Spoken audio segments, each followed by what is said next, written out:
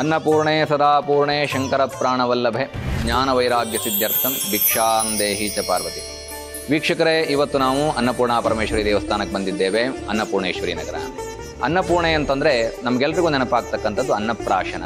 ಅನ್ನಪ್ರಾಶನ ಅಂತಂದರೆ ಮಗುವಿಗೆ ತಾಯಿ ಹಾಲೇ ಅಮೃತ.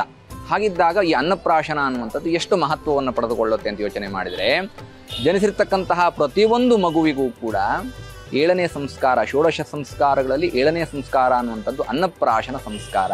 ಪ್ರಪ್ರಥಮವಾಗಿ ಘನ ಆಹಾರವನ್ನು ಮಗುವಿಗೆ ತಿನ್ನಿಸ್ತಕ್ಕಂಥದ್ದು.